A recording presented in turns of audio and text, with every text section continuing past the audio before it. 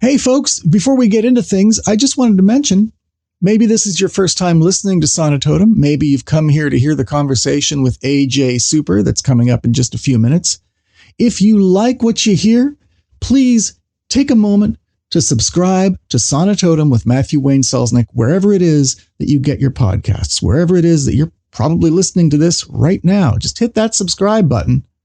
And also, if you enjoy the conversation that's about to happen, then I hope you'll take a moment to rate and review Sonitotum. Again, wherever it is that you're listening to this show, be that Apple Podcasts or Spotify or even YouTube. A rating and review goes a long way to helping boost the popularity and so the audience and so the reach of this show so that more people can hear conversations like you're about to hear with AJ Super. Thanks. Let's get into it.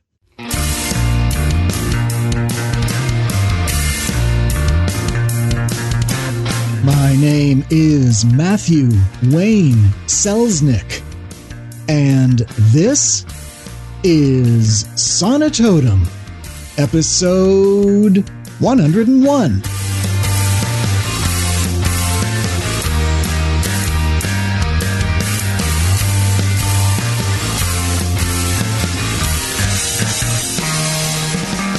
Hello, my friends. On this and every episode of Sonitotum, we talk about making stuff, mostly writing, finding success as we each define it for ourselves, and staying healthy and sane in the process. Well, who am I to be talking to you about such things? I have been an independent creator for, pert near 30 years, an independent publisher since 1999 with one of the first webzines, or 2005 with the first novel in history with a simultaneous release in paperback, ebook, and podcast formats. It is not my first rodeo when it comes to self-publishing and living a creative writing life, but as I like to say, the venues keep changing, the horses keep changing, the bulls keep changing, and especially the clowns keep changing. So I try to approach things with an air of an experienced beginner. On every other episode of Sonitotum, I talk to another writer, poet, playwright, novelist, what have you, and we have an in-depth conversation about the three tentpoles of the show: making stuff, finding success, staying healthy and sane. And that's what this episode is all about. My guest today is AJ Super. They are the author of the Seven Stars Saga, a trilogy published by Aethon Books and Blackstone Audio. They earned 2 bachelor degrees, one in creative writing and the other in theater stage management and directing. Now writing full-time, they've been an author since they were old enough to write and illustrate a stapled-together ABC book. AJ is inspired by Ursula K. Le Guin, Anne McCaffrey, Octavia Butler, Mercedes Lackey, and other amazing female science fiction and fantasy authors. They are active in several different writing communities and are, as am I, an active SFWA, Science Fiction Writers Association member. They currently live in the mountains of central Idaho with their fuzz-brained kitties and supportive spouse. Now that all comes from their website, where you can find everything there is to know about AJ Super at ajsuper.com. Let's get into my conversation with AJ Super. AJ Super, what do you create? Words. I make lots of words.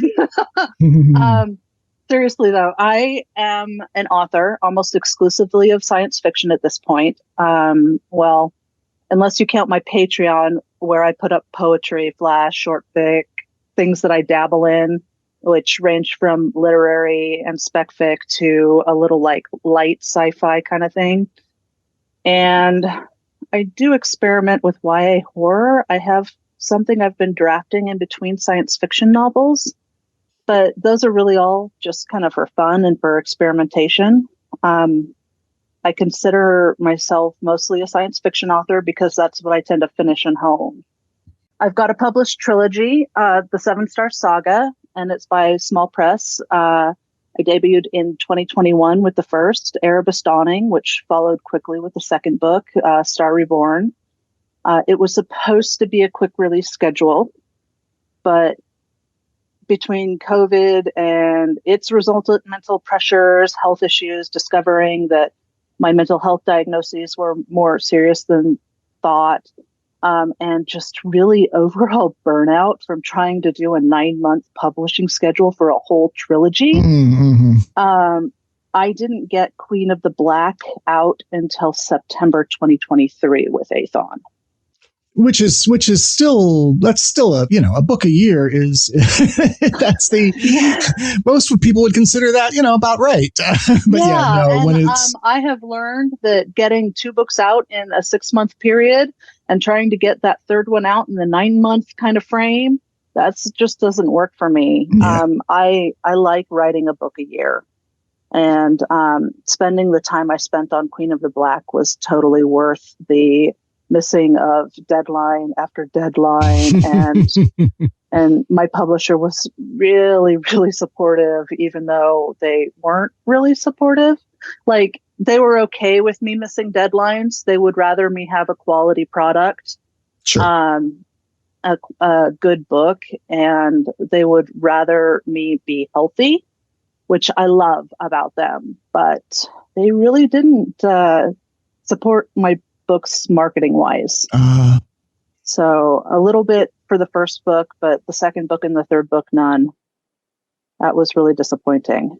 I want to get into some of that process and some of that marketing stuff in a bit. But the thing that I always ask, the thing that I'm always curious about, kind of the meat and potatoes, we know what you create, but in the spirit of a 3 or a 4-year-old, but why? Why do you create? Yeah, this is one of the reasons I don't have kids. I hate whys.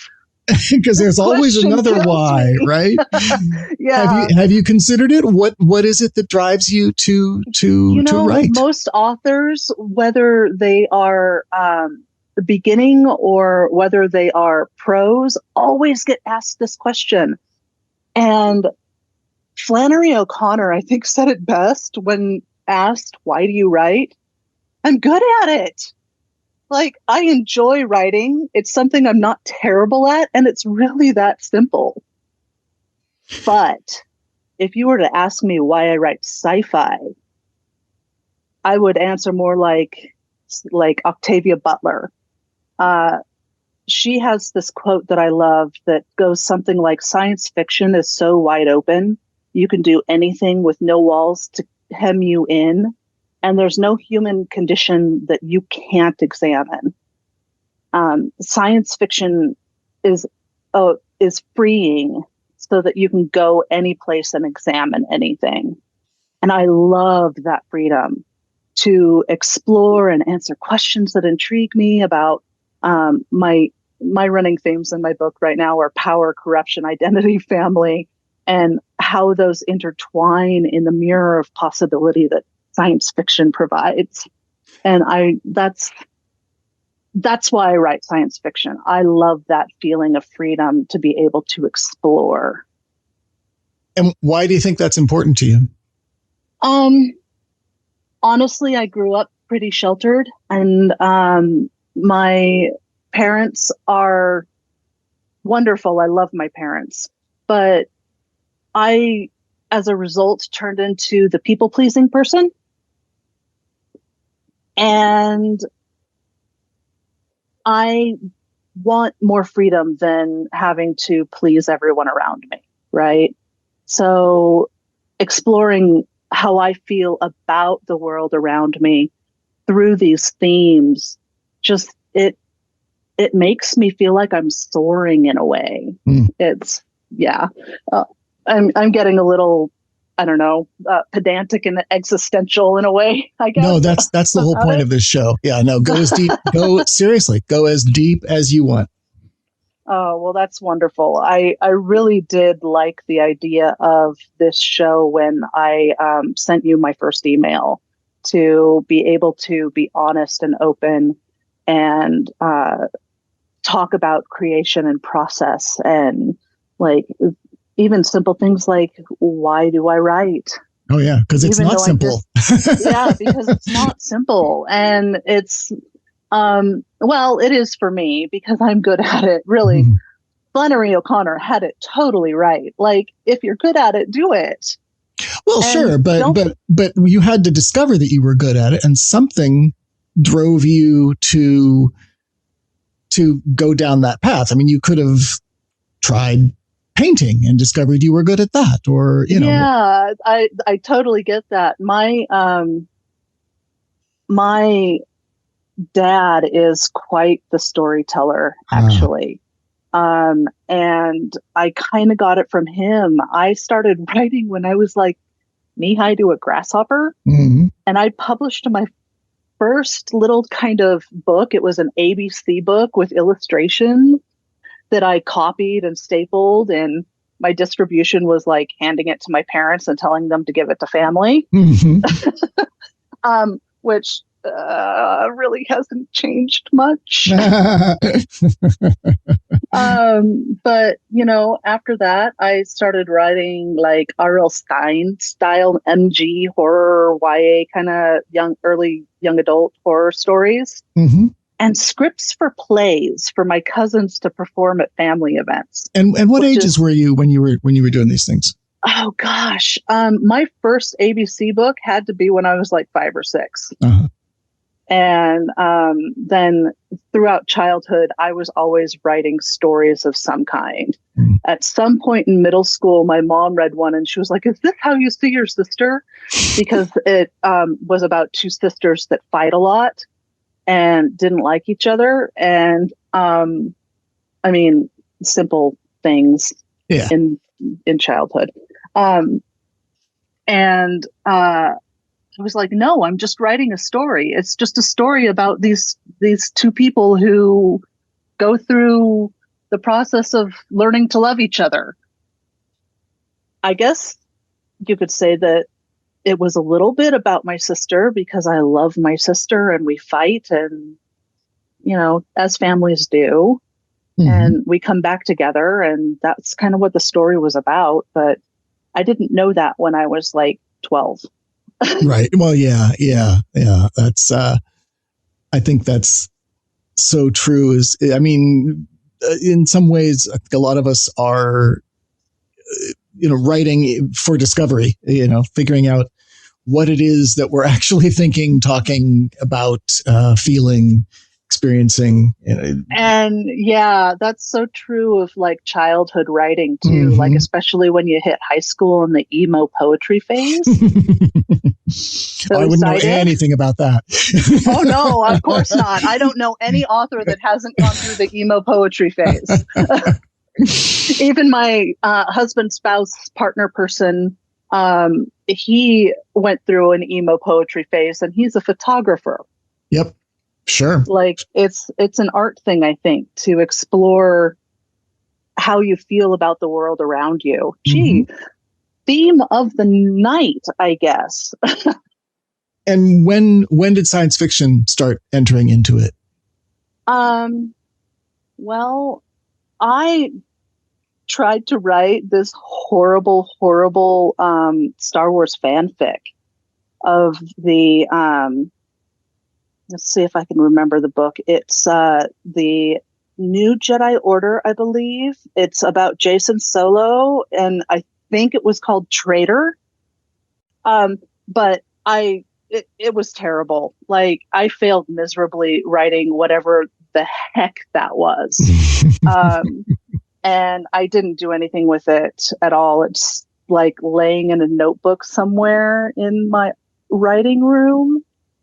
So maybe one day I'll revisit and see if there's any good nuggets. But scrape the serial numbers off of it. And, yeah. Yeah, exactly. How old were you when that was? I was early in college, so probably 19 or 20. Mm-hmm. trying to do something a little different with my writing. I took a lot of creative writing classes. That's one of my degrees, is creative writing. Mm-hmm. And I wrote a lot of experimental stuff that verged on spec fic that wasn't really spec fic, but I tried to do literary fiction in a spec fic way. It was really kind of confused and didn't have a point. But welcome to learning how to write, right? Sure. Yeah. I mean, it's all of that, the terrible teen poetry and emulating other stories, whether it's fan fiction or mashups or whatever. I mean, I think we can all relate to that. I have a manila envelope of 400 bad poems, all written in a purple pen, all done very ritualistically, listening to a particular DJ between 10 p.m. and 2 a.m. at night. And then, I'm in my mid 50s. So my first stories were typed out on the manual typewriter that I'd inherited from my grandfather, on onion skin with carbon paper in between, and stories based on songs on the radio, or what we didn't even have a name for it as fan fiction back then, but stories featuring Marvel Comics characters, or this mashup of H.P. Lovecraft and X-Men that I did. And, it's all in there. And, going through the emulating the serious stuff, my Raymond Carver knockoffs and my Charles Bukowski knockoffs. I have Charles Bukowski knockoffs too.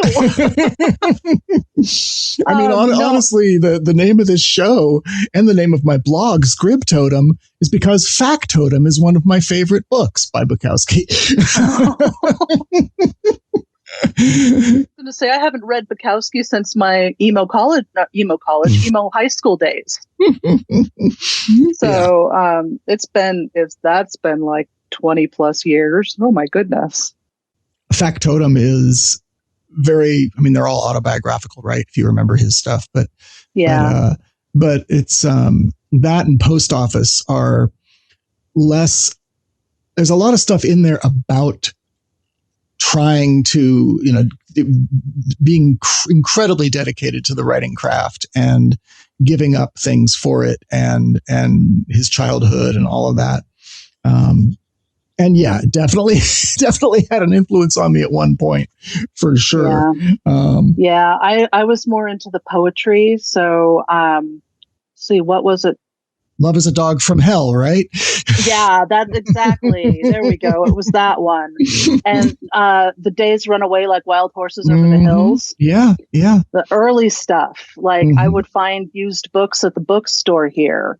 Well, before the used bookstore closed, of course. The sadness that happens with things like that. I have great memories of being in the bookstore looking for random books, poetry collections, and I live in an area that basically idolizes Hemingway, so I've read a lot of Hemingway. Okay, yeah. So there was the Hemingway searches as well. So I live in Sun Valley, Idaho, where he spent a lot of time writing. I see. So, his grave is even here. So there's the pilgrimages and the annual festival and there is absolutely all of that. And I'm not, and looking back, I'm like, I don't know why I really liked Hemingway at that point in my life, other than it's kind of emo. Oh, for sure. So it fit my aesthetic at the time, and now I'm like, drunken misogyny, just like Bukowski. Yeah, and so and the thing is, I guess, is that if you kind of like peer through that, there's the tragic vulnerability, but yeah, it's definitely, it can be a difficult read for some folks, Hemingway and Bukowski and heck, so many, honestly, especially from that period of time in writing. Yeah. I'm rereading Julian May right now, which this is going to tie together. In particular, her saga of Pleistocene exile and the Galactic Milieu books. And these were written, I'm not sure if you're familiar, these were written in the early, late 70s through the mid 80s. And they're taken together. The one is a 4-volume series, and the other is 3 or 4 volumes, depending on how you count. Taken together, they're this huge, long science fiction family saga, brilliantly written, but they are of their time. Referring to Asians as Orientals is a common example within it, and rereading them now and remembering like what a sort of like, I don't know if you have authors like this, they're sort of secret influences that you kind of forgot about. And when you go back, you're like, oh, I totally got this, that, and the other thing that I'm always exploring or using in my work. That's from these guys. But rereading her now, I had to think, it's kind of a shame. I don't know if folks would get too far through this before they were, made to feel uncomfortable. But, and it's the same thing with like rereading Edgar Rice Burroughs or Sax Rohmer or, any of that. It's like, it's works may be getting lost because of the standard with which they were written at the time, and this is how it ties in with Bukowski and I'm thinking of, wow, why am I blanking on the author of The Great Gatsby? And my spouse and I were just talking about that because that was one of the few F. Scott Fitzgerald. Right, Fitzgerald, yeah. Fitzgerald, yeah. That's one of the few books that he actually was able to read. He's got severe ADHD, and so reading is really hard for him. Because his attention span is very short, basically. Yeah. And I get that. I'm a slow reader as a result of ADHD as well. But, because like, there are just so many things going on and my brain connects things in books and I go, oh yeah, I forgot that I needed to go do this because somebody in the book is, right. They're doing laundry, their oil changed, and yeah, exactly. Doing laundry, getting their oil changed. Most of the books that I read aren't that mundane, but for whatever reason, my brain makes those connections, and it makes it hard to read quickly. And the same goes for Josh, my partner. He just, I love him to death. I started writing full time because he supported me. But the books that I started writing, I wrote because I wanted him to be able to get through them. So the pacing is really fast.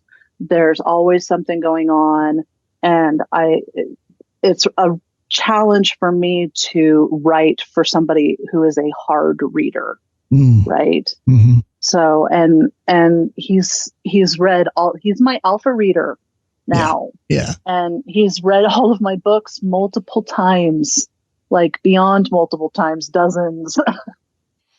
And he's amazing and I love him. And, if I can keep his attention, then I should be able to keep just about anyone's attention is how I feel about my books. Right. Well, that's lovely, actually. Yeah. Yeah.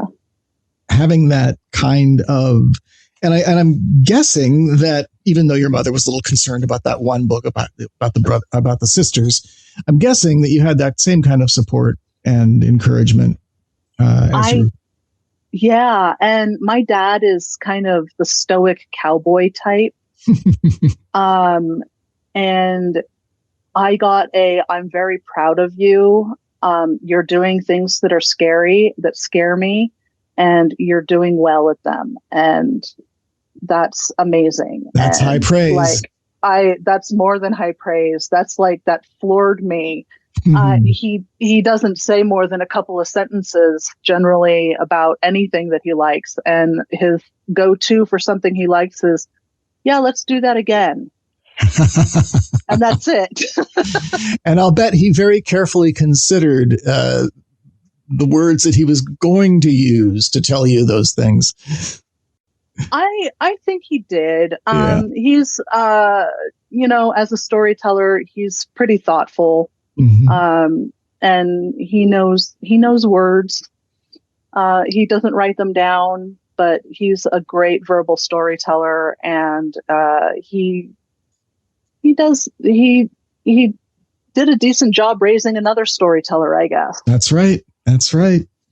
Well, this is kind of a gentle segue into the next sort of tentpole of the show, which is, as a writer, as an author, how do you define success, and how's it going? Where are you on that spectrum, on that path? So I have a very complicated relationship with the idea of success. Lay it on me.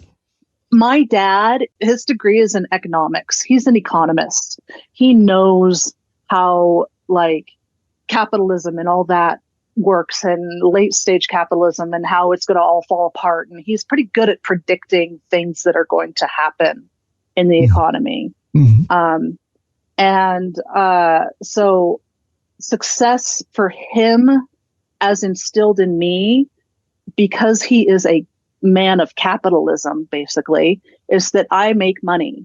And the thing is I really don't make money. Through a small press, not a lot of marketing, not a lot of PR.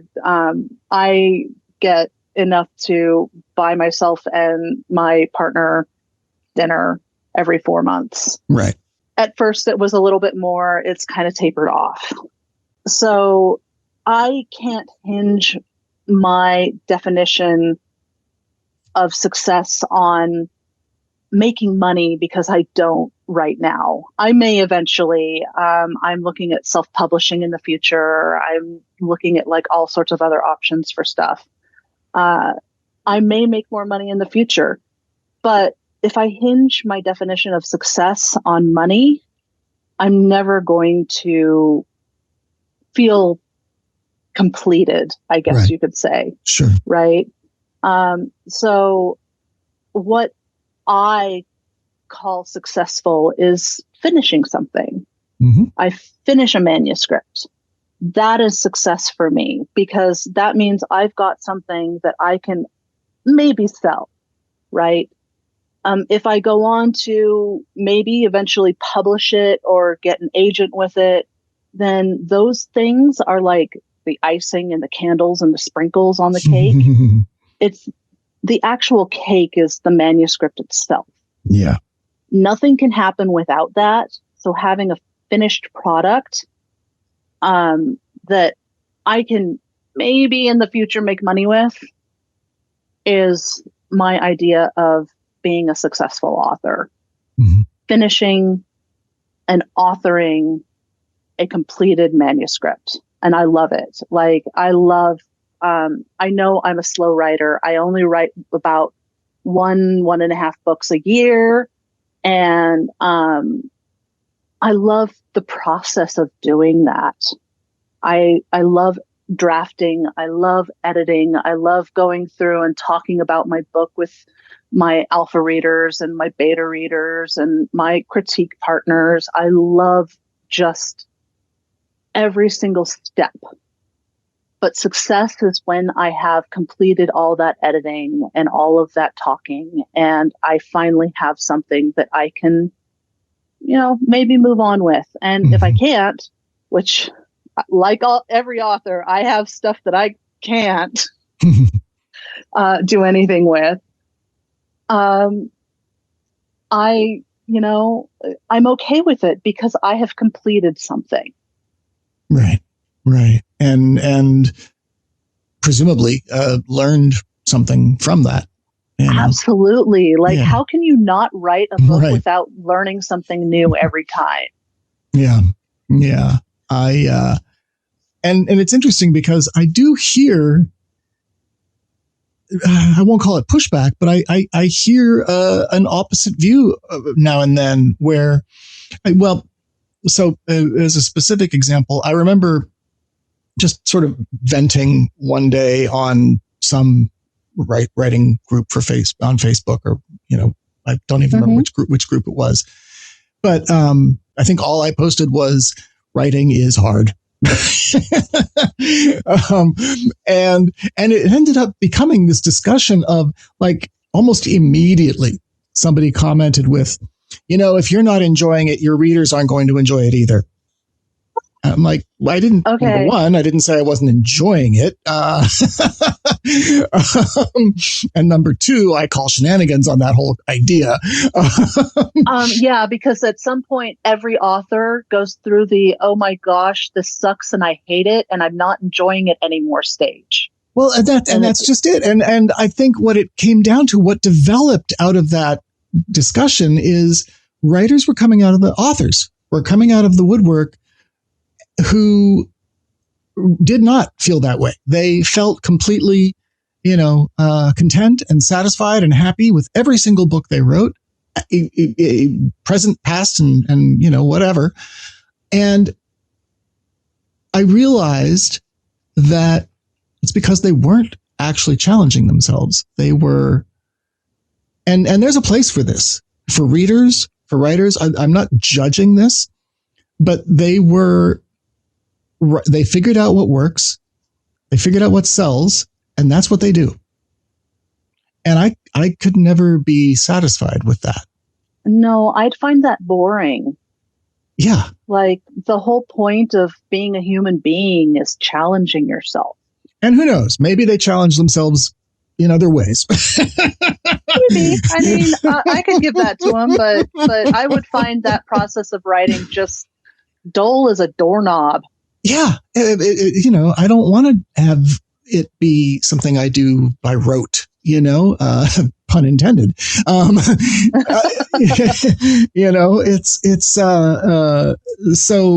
So yeah, I can relate to your idea of success being just getting to done, and all of the experience and not just experience, but expertise and growth that comes in that process.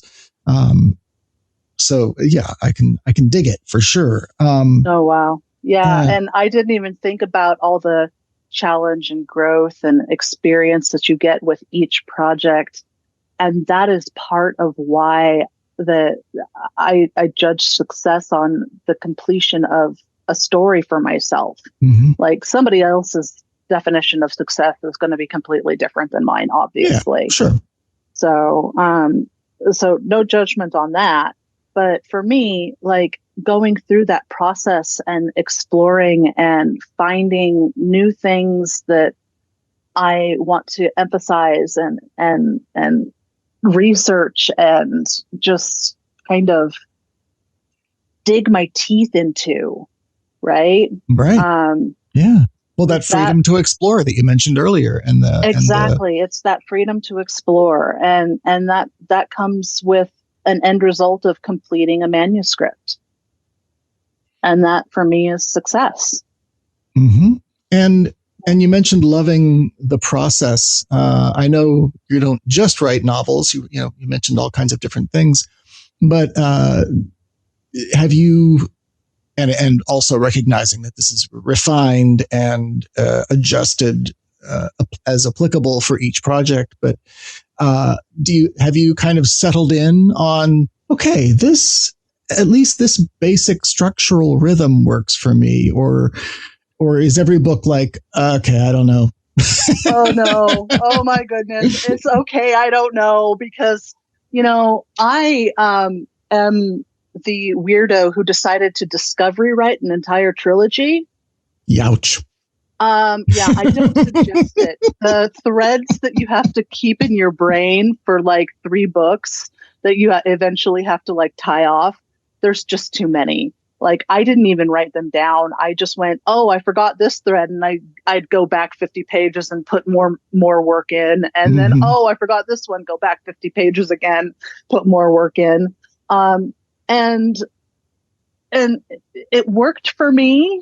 I think I got a really good product, I guess you could say. See, this is my capitalist father. It's a product. It's not a book. It's not a piece of art. It's a product. I mean, it can be all of those things at once. Yeah, it can, but I'm trying to change that paradigm of how I think. Like, my manuscripts are novels, they're books, they're art. They're not just something to sell. Because, you know, if I do it just to sell, then I'd be writing by rote. And it's really funny, though, because this project that I'm working on right now, this a work in progress, is the first time I have ever in my life like scripted out kind of a plan. I got like the major events kind of notated down in a hero's journey kind of structure. And it's going well for me because I left a lot of room to continue to discovery write in between those moments. Gotcha. Yeah. So kind of a hybrid approach. I think some people call it plantsing. Right. Like you're a planter or a pantser and it turns into a bush. I have no idea. Well, I don't remember where I first heard this described, but I completely agree with it. Whether we discovery write or plan it out ahead of time, ultimately everybody's a planner. It's the same amount of thinking and work. It's just whether it's front loaded or not. You know? Yeah. Because like me, on anything larger than a short story, unless the short story is very plot driven, anything larger than a short story, I'm going to work things out to the beat level. I'm going to have in-depth character biographies and character studies, and it can be tens of thousands of words before the manuscript writing begins. But on the other hand, somebody else might end up writing 3-4 drafts, you know, like you said, going back 50 pages and adding something and going back, oh God, I have to add this in. To me, when it comes to novels, well, anything above, like I said, above short story level, that front loading saves me. I can get a really clean first draft, because I've kind of done all the thinky bits. Yeah. and when I'm typing, I can focus on the craft and the dialogue and all that stuff. But that's really, in a way, it's not much different from, just throwing that stuff in after the fact and working it out. Is it an extra 20,000 words in prep, or is it an extra 20,000 words that gets thrown away by the fourth draft? It's it's one or the other, right? Yeah. And in the end, it probably amounts to the same amount of time. There are some hardcore outliners that I've spoken to. I mean, even just anecdotally, I don't mean just on the show, but who will swear that, they've got their system and it's what allows them to write 4 or 5, 6 books a year. And not pulpy, by the numbers type stuff. But yeah, there's no one way, right? And no, there's not. And I really dislike it when people put out like on social media some sort of prescriptive you have to do it this way because this is the rule. And the thing is as I remind myself constantly, writing is an art, right? It's not a science. Sure. And you can have quote formulas and whatever for your process, but I know artists, visual artists that have formulas for their process as well. Mm-hmm. It's still art. That's right. That's right. And I wanted to ask you, I wanted to circle back on that because you mentioned it before, what you do is art. And this is, probably an unfair question. Define art for me. Oh my gosh. My partner used to be an art teacher. That's what he asks his students all the time. Art is whatever you think art is. It could be a blank wall that somebody splashed paint on. I don't know. Like it could be, graffiti. It could be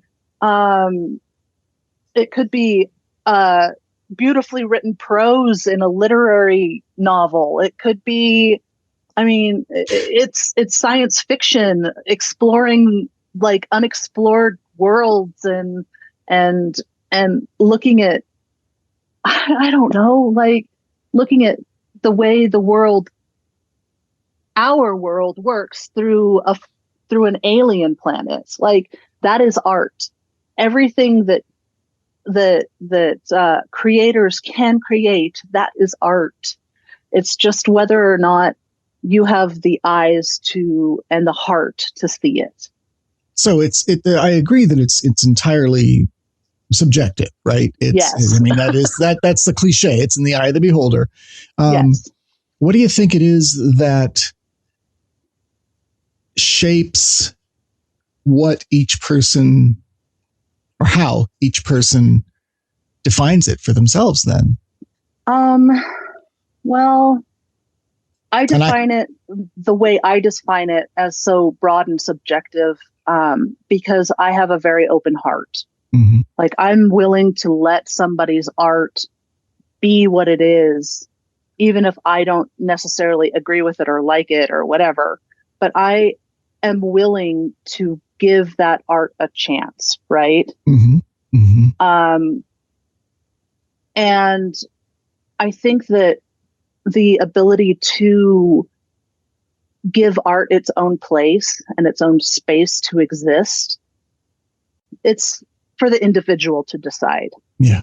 And I wanted to hear your version, of course, before I opined on it myself. But I think opine. I think that I'm going to put it slightly differently, but I think we're saying the same thing. And the older I get, the more I realize that I kind of, this is sort of my way of doing a lot of things like this when I start to think about stuff, is kind of really distilling it down to as fundamental a state as I can manage. So the definition of art that I've finally come to is any created thing that elicits an emotional reaction. And that doesn't necessarily have to be a good emotional reaction, but as long as something makes the person experiencing it feel something, and now ideally it is close to or in the neighborhood of what the creator of that thing intended, but not necessarily. Exactly. Then sure, yeah, that's art. And sort of a corollary to that is that it's not art until the creator of that thing allows it to be experienced by others. Before then, it's just, it's expression for sure. But if it's not some form of communication, some sort of if the opportunity for collaboration between the person who created it and the person experiencing it isn't offered, then it might not be art yet. In other words, it requires participation. That's a really interesting way to look at it. Like I didn't think that far down, but yeah. If it's in the eye of the beholder, then you absolutely have you need a beholder, right? Yeah. You need a second party. You can't just have a creator creating in isolation. You can. There is actually isolationist art. Oh, sure. Yeah. But then it's shared and no longer in isolation. Right. Right. So even art that is created outside of the experience of art, as long as there is somebody participating in that experience, right, in the end result, I just didn't even mind blown. I didn't think of it that way, but yes, you're absolutely right. It's part of sort of my overall approach, because my day job is helping writers and other creators make their stuff and get their stuff out into the world and to have it be experienced by others. And you always hear, how do I build my audience, right? How do I grow my audience? And I've been trying to reframe that. Let's stop thinking about it as an audience. Let's start thinking about it as a community because of that collaborative necessity, right? Yeah. Try to think of, in our case, your readers as peers, as collaborators in the experience, and we were just talking about this in the last conversation that I had for the show with another author, is we might try as hard as we can, using the right words in the right order, to elicit a particular response, right? We want to clearly communicate not just what happens, but how we should feel when we read the thing that happens. But we never have complete control over that. We can never guess what that really is going to be until we start hearing from the readers, until that circuit is closed, right? Yeah. And I think that's all kind of part of that. And so, yeah, I'm always curious to hear how other creators view just that very fundamental, very fungible, very subjective question of what is art. I wouldn't have had 3 books published if there weren't, the potential of that creative combination of participant and creator, right? Elaborate on that. If my publisher didn't think that I could get readers. There you go. Right. Yeah. And there's that capitalism back at work. Yeah. Yay, capitalism. But at the same time, through an art perspective, yeah, like if they didn't think that it was artful enough, if they didn't think that the book was good enough, they would never have picked it up. Yeah. Right. Right. And I would never have found those readers, and it would have got shelved for whatever reason. And would it have been art if it would have been shelved? That's a good question. Yeah. I mean, from my model, it would have been a valid means of expression, but it might not have been art, Yeah. Which is, again, it's a valid thing. No one who is creative, and everyone is creative, no one is creative who is creative should feel obligated to share what they want, Absolutely. I think when I hear people say, "Oh, I don't know if I should do this or should do that," my answer is pretty much always yes, because no one else is going to be able to do that creative endeavor in the same way that person will. And they have no way to predict how what they do, if they do it, will affect others. So in that sense, I do think there's a responsibility, to at least try, Yeah.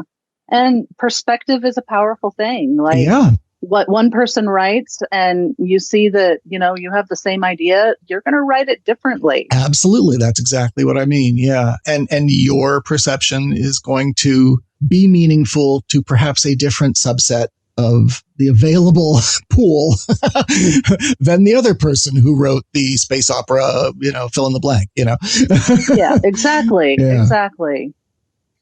The last sort of tentpole tenet of the show is ... and staying healthy and sane while we do all these things, while we create stuff, while we try to find success, how we define it. Do you have, and you answer this any way you like, what does it mean to you to stay healthy and sane in the process of pursuing a creative writing life? Ooh, that is a really hard question because honestly, I have yet to figure out the perfect answer for that. That's okay. Like, I went through a serious period of burnout after I turned in my third book in the spring of 2023. And it required more self-care for recovery than I really ever want to admit. Mm. To be completely frank, it was not even self-care at that point. It was aftercare. Yeah. Now, as a result, I'm very particular about how I spend my time. I'm very, I try to be quite a bit more organized. Like I try to follow a schedule, to be in the habit of working only when I'm in like the right mental health space. Like if I feel like I can't write for whatever reason, if I have quote writer's block, which I don't believe in, I will spend the day cogitating on, whatever problem I'm having. And I spend less time in front of a blank screen, right? Mm. If I take that time to, go for a walk or do the dishes or whatever, because I am always thinking about what I'm going to do next in a project that I'm working on, and being very particular about, making sure that I let myself just kind of have the time to be a human being and not someone who constantly produces something, whether it's social media content or doing PR or marketing, which I don't do a lot of myself, which could be a problem for sales, I think, thinking on it. There might be a correlation. Maybe, just maybe. But the thing is, I try to keep my weekends free. I have some hobbies. I like sewing costumes for medieval recreation activity kind of stuff. Uh-huh. And I volunteer for my local library, guiding local writers in focused writing groups and critique sessions. That's exciting. Like, I know it's fun. Like, it's fun to teach new writers. It's fun to kind of guide their growth, and learn with them. Like, I've learned a lot from these new writers. And I've been working with them since October. It's a very close-knit group at this point, and it's great. But as a result, I am getting out of the house, which I used to not do. I used to just write. My partner was like, you should have something other than just sitting in your chair and writing. Mm-hmm.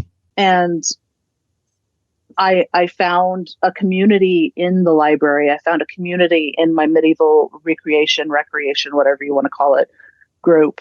And that community helps to kind of keep me from burning out now, because I have something else other than, producing something that may or may not sell in the end.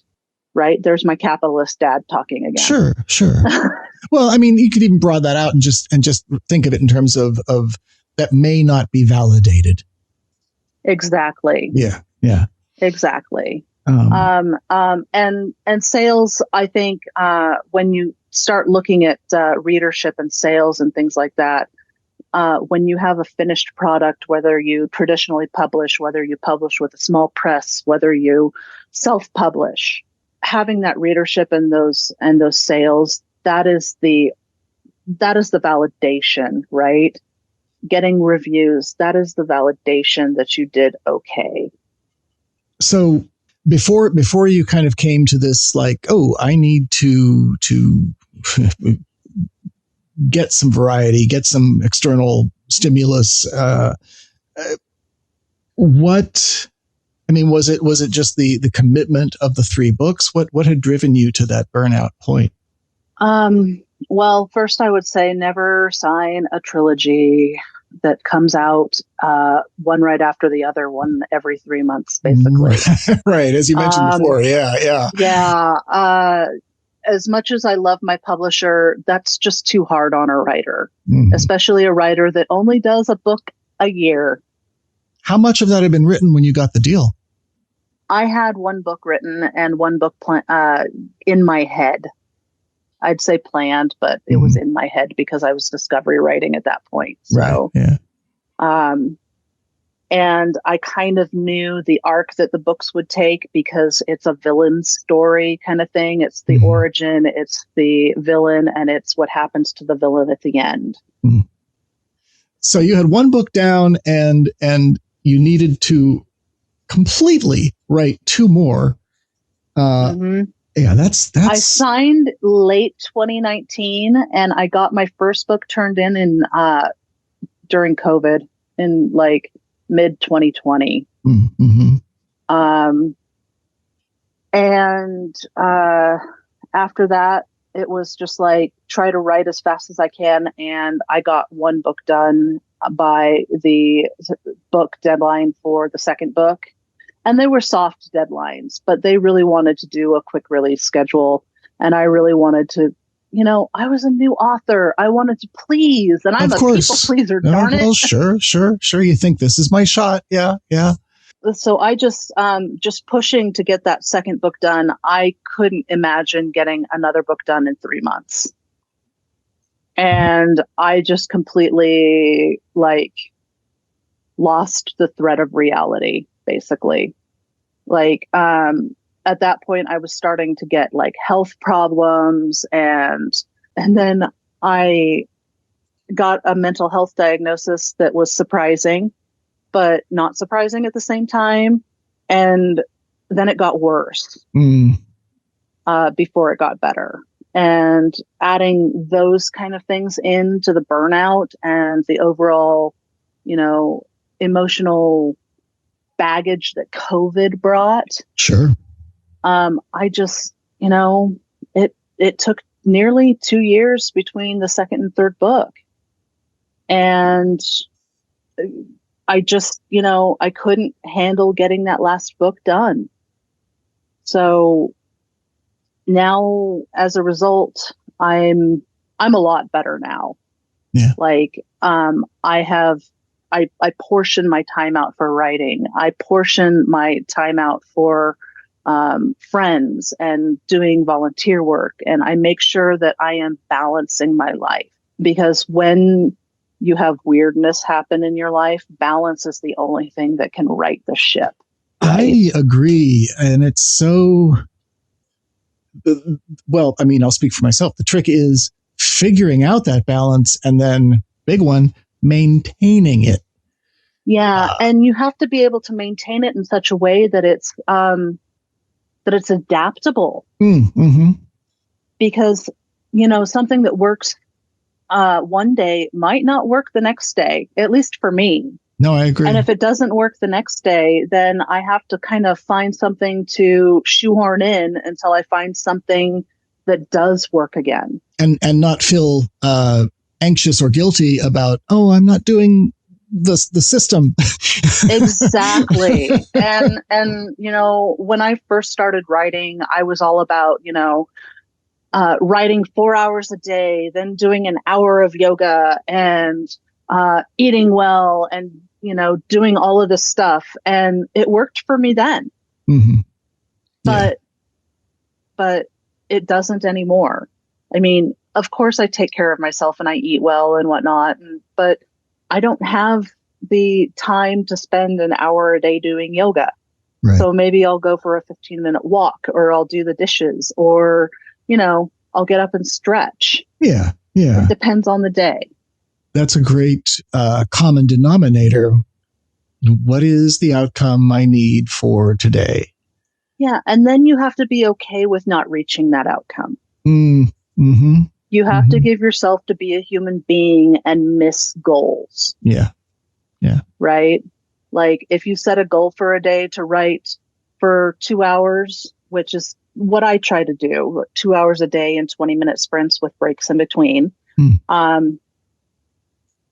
But if I set that goal and I can't get to it because, my newsletter and the people in my newsletter need my attention, then I have to be okay with not making the goal that I wanted to write that 2 hours. Yeah. because other things do have precedence at times. Maybe it's about a commitment to the intention rather than a reliance on meeting the goal to satisfy some sort of self-esteem, Exactly. Like, I can feel good about myself and my writing as long as I am okay with being human as well. That makes great sense. And so, silly thing I like to ask at the end or close to the end of each episode when I have these conversations, if you could take everything that you've taken in, everything that you've experienced, the expertise that you've gathered across your creative writing life, and distill it down to a bumper sticker or something on a coffee mug, what do you think that might be? Okay, so I have an Octavia Butler quote for that. The big talent is persistence. I believe that, so much about writing and publishing is working through a really emotional, churn. You're told often that you're not good enough, that you're not in the market at the right time, or just getting rejected straight up. And we're told this stuff all the time. And it takes a lot of persistence. Like, you have to persist through that emotional, those shots through the heart, basically. Yeah, right? Absolutely. So, I got this fortune cookie the week before I signed my trilogy contract, and I still have it somewhere. I swear I do. I have a picture of it on my Instagram or something like that. And it says, if you can shape it in your mind, you will find it in your life. And ever since, I've been kind of pushing and striving to get books written, to get them to get them into the next steps, published or an agent, and to eventually be seen and accepted as a professional author, to get that validation that we talked about, right? Mm-hmm. And ever since I got this fortune cookie, I have just been, I can envision what I want in my life. And maybe I will eventually get it, and maybe I won't. But in order to get what I want, I have to persist. I have to keep moving. I have to persevere through being torn apart emotionally. And then I have to learn how to put myself back together. And I think that is kind of the human existence anyway. But when you're a creator and you're being told that, your art isn't for someone, on a frequent basis, especially if you're querying agents, you have to really be okay with the pain and the disappointment, and you have to be able to put yourself back together and move on from that. Like, if I want a career in publishing, I have to keep going. I have to keep writing, and I have to keep putting it out there. And persistence, it's one foot in front of the other despite all that hardship.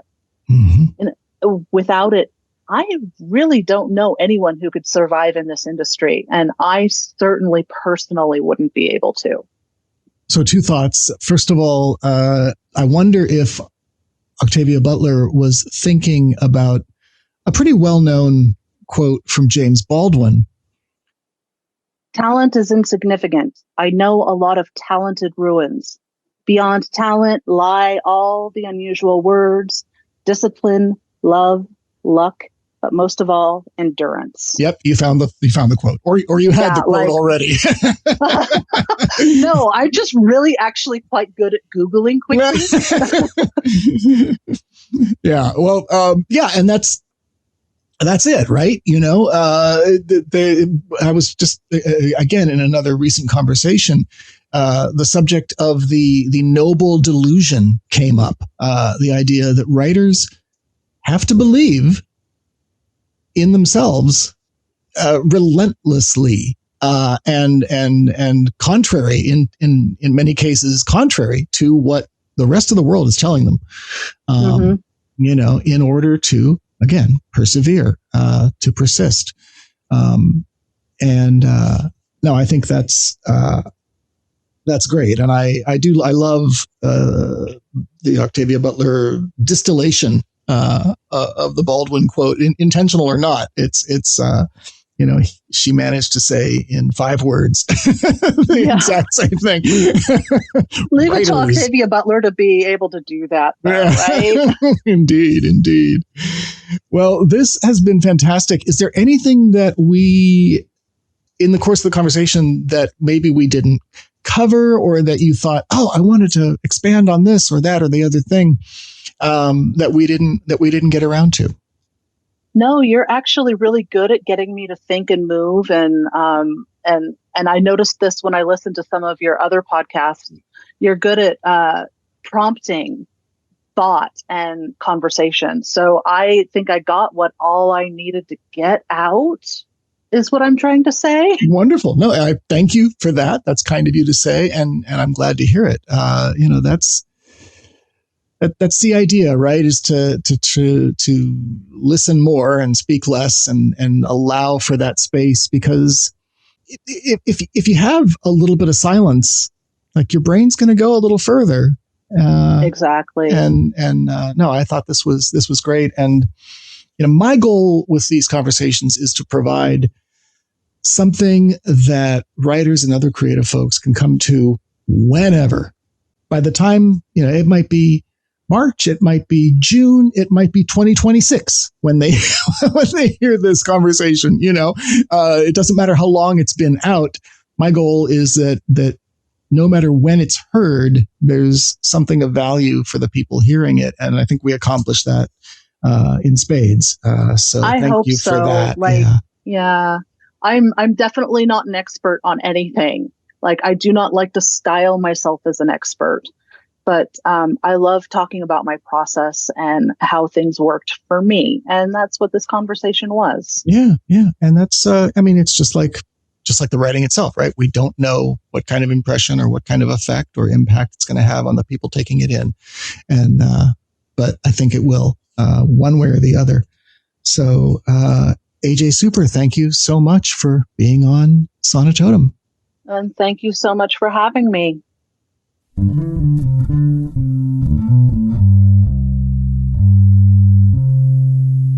Well, there you have it, my friends. There's our conversation with AJ Super. As always, I hope that you found some value in that, hearing another author's perspective, another writer's perspective on making stuff and finding success as they define it, and staying healthy and sane in the process. I liked their bumper sticker slogan about persistence. That could go on a mug, right? And hey, as always, if you have anything that you would like to comment on about this conversation or any other episode of Sonitotum, as always, you can go to mattselznick.com, click on the podcast button there, look for this episode 101, and just leave a comment there. You can also email me directly at matt@mattselznick.com. And if you like, you could even record a little voice message, maybe on your phone, and email that to matt@mattselznick.com. And if you do that with the voice message, I may play it in a future episode, and we'll have a little time-shifted conversation. Either way, I will reply to your comments and your emails and your smoke signals and your semaphore, however you like to get a hold of me. I want to thank the Multiversalist patron members who help support this show with their monthly and annual pledges. Thank you, as always, to Zoe Lay, to J.C. Hutchins, to Jim Lewinson, to Amelia Bowen, to Ted Leinhart, and to Charles Eugene Anderson. You guys are amazing. You help offset the cost and the time and the effort that goes into creating Sonitotum and supporting my other creative endeavors.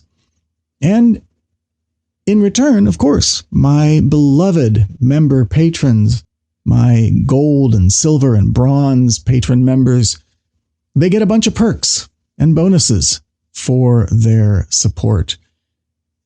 If you'd like to find out more, please visit mattselznick.com/b-a-patron. mattselznick.com/b-a-patron. And by the way, Selznick is spelled Selznick. In 2 weeks, the next episode will be a solo episode where I'll be talking about what's going on in my recent creative life and creative writing life, and hopefully presenting that in such a way that whatever has been going on with me, I can turn into a teaching moment for you, even if it's maybe just a commiserating moment that we share.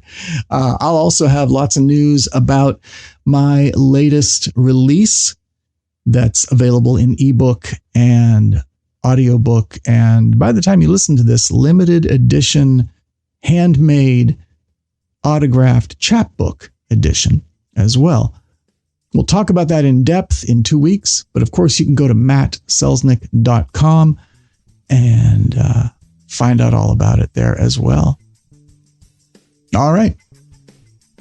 I hope you take a moment to visit ajsuper.com and check out their works. I hope you enjoyed my conversation with AJ. And yeah, my name is Matthew Wayne Selznick. Take care.